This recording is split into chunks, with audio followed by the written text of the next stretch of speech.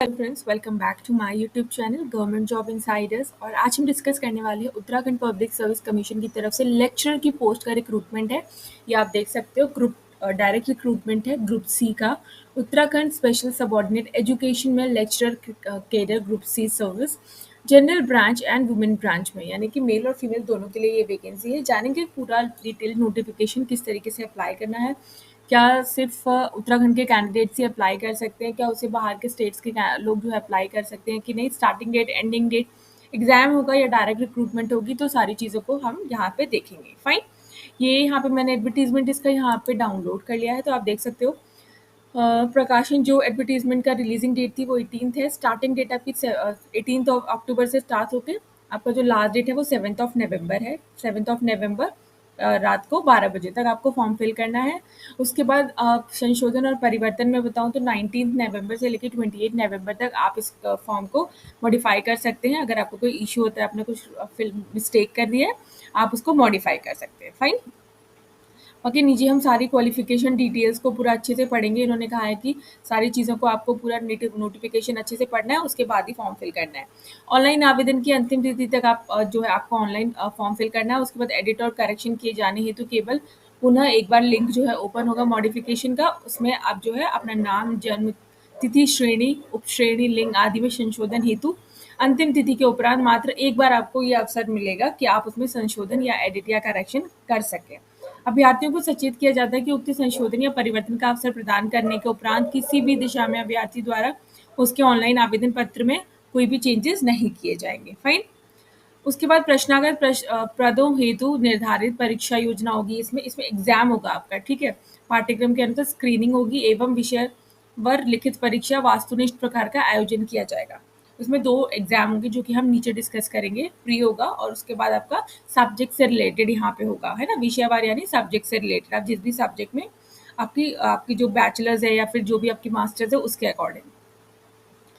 उसके बाद प्रश्नागत पदों पर चयन हेतु निर्धारित परीक्षा योजना स्क्रीनिंग होगी। फाइन, विषयवार वास्तुनिष्ठ के पाठ्यक्रम के लिए वरिष्ठ 1। उसके बाद यहाँ ये जो है सारे नीचे दिए गए हैं, ये मैं अभी आपको पूरा शो करूंगी किस तरीके से यहाँ पे पूरा दिया हुआ है। ये शुल्क के बारे में बताया गया है। यदि आप सामान्य श्रेणी की महिला अभ्यर्थी, प्रवक्ता हिंदी शुल्क आपको 150 तथा प्रवक्ता अंग्रेजी शुल्क 150 दोनों विषयों हेतु अनिवार्य शैक्षिक अर्हता सॉरी यहाँ पे बोला गया है कि अगर आप जनरल कैटेगरी से हैं, हिंदी 150 तथा इंग्लिश है तो 150 दोनों विषयों हेतु अनिवार्य शैक्षिक अर्हता धारित करती है और वह दोनों शाखाओं सामान्य शाखा एवं महिला शाखा के उत्तरोक्त विषयों हेतु आवेदन करती है, तो उसे दोनों शाखाओं प्रवक्ता हिंदी, प्रवक्ता अंग्रेजी एवं महिला शाखा प्रवक्ता हिंदी, प्रवक्ता अंग्रेजी हेतु 300 रुपीज़ देने होंगे। अगर आप हिंदी के लिए भी करते हैं और इंग्लिश के लिए भी करते हैं तो आपको 300 देने होंगे, अर्थात कुल 600 रुपये प्रोसेसिंग शुल्क फीस है। फाइन, ये भी मैं आपको दिखा देती हूँ यहाँ से कि यहाँ पे जो है टोटल जो पोस्ट है वो 613 पोस्ट है। यहाँ पे आप देख सकते हो। फाइन, लेक्चर 21 से 42 साल। उसके बाद अगर बात करें जनरल ओबीसी ईडब्ल्यूएस की तो 172 रुपये 30 पैसे पे करने हैं। SC ST को 82 एंड फिजिकली जो दिव्यांग है उनको 22 रुपये 30 पैसे पे करने हैं यहाँ पे। फाइन, उसके बाद नीचे चलते हैं तो ये यहाँ पे इन्होंने दे रखा है कि कितनी संख्या है प्रवक्ता सामान्य शाखा विषयवार कुल 550 पद, यानी कि 2 तरीके के पद हैं यहाँ पे। मैं आपको बता देती हूँ, लेक्चरर मेल का है और लेक्चरर फीमेल का है। तो आप देख सकते हो कि यहाँ पे हिंदी में कितनी वैकेंसीज हैं और जनरल की कितनी है, ST SC सबकी यहाँ पे वैकेंसीज इन्होंने पूरा दे रखा है। ये जो है प्रवक्ता संवर्ग सामान्य पे वैकेंसीज के बारे में दे रखा है, तो आप इनको एक बार देख लीजिएगा अपने अकॉर्डिंग। उसके बाद आप यहाँ पे देख सकते हो कि प्रवक्ता संवर्ग सामान्य शाखा विषयवार क्षैतिज, यानी कि कितनी जो है वैकेंसी है यहाँ पे कुल पदों की। जैसे इंग्लिश में कुल विज्ञापति पदों की वैकेंसी 69 है। कुल अधिपातित अनुशासित मतलब ये जो है महिला की कितनी है, नाथ बच्चे, कुल खिलाड़ी, मतलब ये रिजर्वेशन दिया गया है इसमें भी, तो उनके बारे में है। जैसे रिजर्वेशन, जैसे जो स्पोर्ट्स पर्सन होते हैं उनको भी रिजर्वेशन है, महिला है उनको रिजर्वेशन है, तो यहाँ पे रिजर्वेशन के बारे में दिया हुआ है। उसके बाद यहाँ पे आप देखो, मैं आपको यहाँ पे दिखाती हूँ ये। उसके बाद ये दिव्यांग के लिए है। दिव्यांगज के अग्रणी 95 पदों एवं नवीन आधारित 22 पदों का विवरण दे रखा है। तो ये जो पर्सन विद बेंचमार्क डिसेबिलिटी है उनके उनके बारे में है। फाइन, उसके बाद प्रवक्ता संवर्ग महिला शाखा के विषयवार कुल 63 पद है यहाँ पे महिला की अगर बात करें। तो 63 पद है, जिसमें पद आप देख सकते हो इंग्लिश में, हिंदी में, सारे सब्जेक्ट्स में यहाँ पे आप 63 हैं टोटल, जिनको आप देख सकते हो। उसके बाद इसी तरीके से इनमें भी यहाँ पे कैटेगराइजेशन किया हुआ है, और उसमें से भी जो आपके पर्सन विद बेंचमार्क डिसेबिलिटी है उनको यहाँ पे इन्होंने कैटेगराइज किया हुआ है। पद अब आप सारी चीज़ों को यहाँ देख सकते हो कि पदनाम जैसे माध्यमिक शिक्षा विभाग, जिसमें 613 पद है, जिसमें 550 पद सामान्य शाखा के हैं, प्लस 63 महिला शाखा के हैं। फाइन, 63 महिला और सामान्य शाखा, यानी कि 550 पद जो होंगे वो आपके आई थिंक मेल के होंगे, और 63 जो है वो महिला शाखा के हैं। वेतन यहाँ पे सबका दे रखा है, आप देख सकते हो 47,600 से लेकर 1,51,000 तक यहाँ पे दे रखा है। उसके बाद मिनिमम एज भी बता रखी है 21 से 42 साल। तो इस यूके आपका जो उत्तराखंड का जो पैटर्न होता है उत्तराखंड पीएससी का, वो सारे में इसी तरीके का होता है।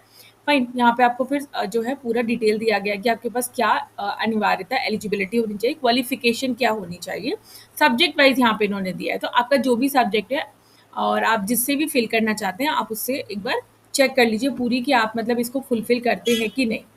फाइन, बाकी तो मैंने आपको यहाँ पे आरक्षण के बारे में तो बता दिया है।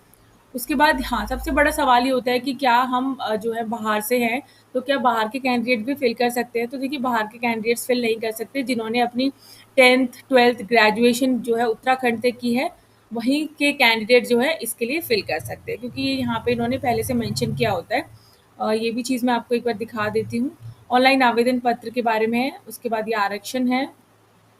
ऐसे अभ्यर्थी, यहाँ पे आप देखना, उत्तराखंड के लोक सेवा आयोग के अनिवार्य शैक्षिक अर्हता, क्या उत्तराखंड लोक सेवा आयोग की परिधि के अंतर्गत समूह ग के पद पर सीधी भर्ती हेतु वही अभ्यर्थी पात्र होगा जिसका नाम उत्तराखंड राज्य में स्थित किसी सेवायोग कार्यालय में आवेदन पत्र प्राप्ति की अंतिम तिथि तक आवश्यक पंजीकृत हो।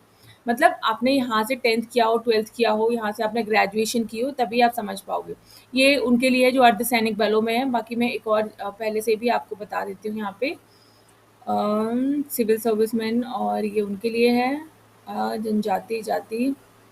आयु की गणना यहाँ पे आयु के बारे में दिया गया है कि कितनी आयु पे आपको छूट दी जाएगी।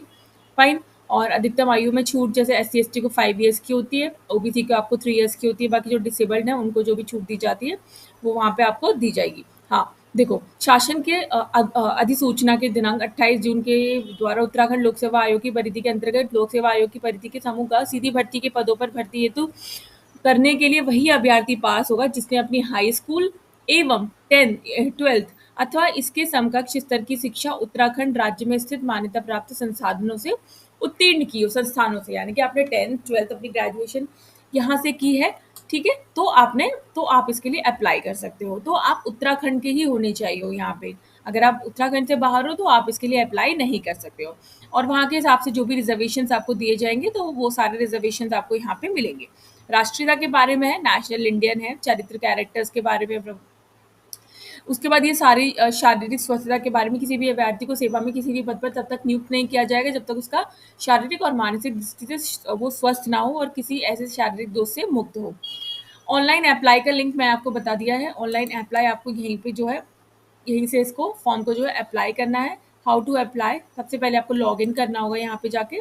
फाइन, अगर लॉगिन सबसे पहले आपको यहाँ पे रजिस्टर करना होगा अपने आप को, तो नीचे जाएंगे, जब आप यहाँ पे करोगे अप्लाई नाउ, जब आप अप्लाई नाउ करोगे तो आपका फॉर्म ये जो है ओपन होकर आ जाएगा, जहाँ पे आपको अपनी सारी डिटेल्स यहाँ पे आपको फिल करनी है। इसका लिंक भी I will provide you in my description box. तो आपको सारी डिटेल्स यहाँ पे सही से फिल करनी है, अपना फोटो लगाना है, अपना सिग्नेचर्स वगैरह जो भी इन्होंने मांगा है आपसे वो फिल करनी है डिटेल्स, देन आपको एप्लीकेशन प्रिंट कर लेना है। फाइनल सबमिशन से पूर्व अभ्यर्थी द्वारा आवेदन पत्र में त्रुटि की दशा में बैक और एडिट के बटन पर अगर आप कुछ एडिट करना चाहते हैं, आपको लगता है गलत है, तो आप एडिट के बटन पर क्लिक करके फॉर्म पे वापस जा सकते हैं। कोई टेक्निकल इशू है तो आप इनकी जो मेल आईडी है ukpsc helpline@gmail.com, उस पर जो है आप कर सकते हो इनको मेल। अभ्यर्थी द्वारा रजिस्ट्रेशन प्रक्रिया पूर्ण किए जाने के पश्चात मोबाइल नंबर एडिट नहीं किया जा सकता। आपने एक बार जो मोबाइल नंबर फिल कर दिया वो एडिट नहीं होगा, तो ये चीज़ आपको ध्यान रखनी है, मोबाइल नंबर अपना सही से फिल करना है। फाइन, बाद में जो करेक्शन विंडो होगी तब वहाँ पे भी मोबाइल नंबर आपका एडिट नहीं होगा, बाकी जो डिटेल्स हैं वो आप एडिट कर सकते हो। उसके बाद देखो यहाँ पे अनारक्षित है, जैसे 150 रुपये एप्लीकेशन फीस, 150 रुपये है, 22 रुपये टैक्स लगाया, सो 172 रुपये है। उत्तराखंड अन्य पिछड़ा वर्ग 172, उत्तराखंड अनुसूचित जाति जनजाति यानी कि SC ST जो है, और जो फिजिकली हैंडीकैप्ड है उनके 172 रुपये 30 पैसे हैं। उसके बाद शारीरिक जो दिव्यांग हैं उनके 22 रुपये 30 पैसे, और उत्तराखंड राज्य में संचालित स्वैच्छिक और राजकीय गृहों में निवसरत अनाथ बच्चे ऑर्फन के लिए कोई भी शुल्क यहाँ पे नहीं है। फाइन, तो यहाँ पे आपको पूरी डिटेल्स मिल गई है कि फॉर्म को कैसे फिल करना है। फॉर्म में एग्जाम होगा, उसके बारे में भी मैं अभी आपको बता देती हूँ। वास्तुनिष्ठ प्रकृति की परीक्षाओं में ऋणात्मक मूल नेगेटिव मार्किंग की जो पद्धति है वो अपनाई जाएगी, यानी कि एग्जाम होगा, नेगेटिव मार्किंग भी यहाँ पे होगी। प्रत्येक प्रश्न पत्र के उत्तर के लिए 4 विकल्प होंगे, अभ्यर्थी को कोई एक आंसर यहाँ पे राइट जो है टिक करना है। नेगेटिव मार्किंग आपको 1/4 की यहाँ पे नेगेटिव मार्किंग देखने को मिलेगी। कोई भी आंसर अगर आप टिक नहीं करते हो तो इसे गलत उत्तर माना जाएगा। यदि दिए गए उत्तरों में से एक भी उत्तर सही भी हो फिर भी उस प्रश्न के लिए उपरोक्त दंड दिया जाएगा। ठीक है, यदि अभ्यर्थी द्वारा कोई प्रश्न हल नहीं किया जाता है, अर्थात अभ्यर्थी द्वारा आप टिक नहीं करते हो, तो उस प्रश्न के लिए कोई दंड नहीं है। मतलब अगर आप कोई भी टिक नहीं करते हो तो उसके लिए कोई इशू नहीं है।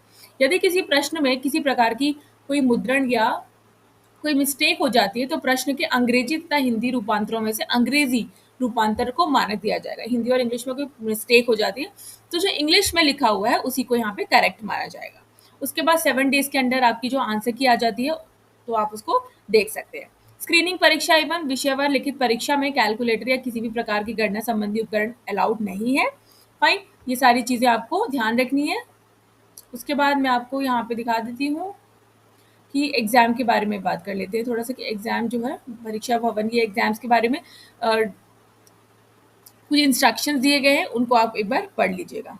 फाइन, तो एक बार अब आप ये देख सकते हो यहाँ पे सबसे पहले वास्तुनिक जो ये पेपर 1 होगा, प्रथम चरण पेपर 1 150 क्वेश्चन होंगे, 150 नंबर होंगे, 2 घंटे का समय आपको दिया जाएगा। नेगेटिव मार्किंग होगी 1/4 की।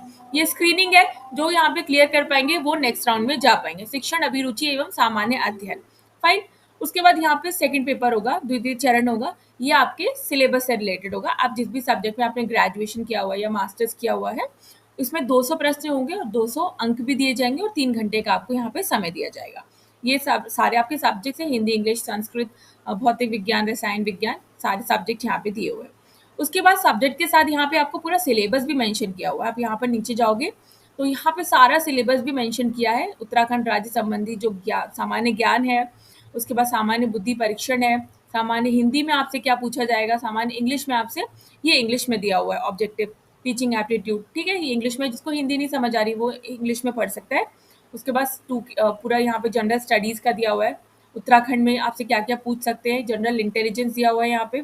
ये द्वितीय चरण हिंदी में दिया हुआ है, ये इसके बाद इंग्लिश में भी शो होगा, इंग्लिश में आप देख सकते हो इंग्लिश में आपसे क्या क्या पूछ सकते हैं। 1 वर्ड सब्स्टिट्यूशन, संस्कृत है, संस्कृत में पूरा यहाँ पे जितना जो है पूरा सिलेबस यहाँ पे मेंशन किया हुआ है। तो आई होप वीडियो आपको समझ में आ गई होगी। एग्जाम होगा यहाँ पे, फाइन, पेपर 1 होगा, पेपर 1 स्क्रीनिंग होगा, पेपर 2 आपके सब्जेक्ट से रिलेटेड होगा। 200 क्वेश्चन होंगे, 200 मार्क्स होंगे, 1/4 की नेगेटिव मार्किंग होगी। पेपर 1 क्लियर करेंगे then only you can go to the paper 2। Fine, आप वीडियो अच्छी लगे तो चैनल को like, share, subscribe and bell icon button को प्रेस करना नहीं भूलिएगा। तब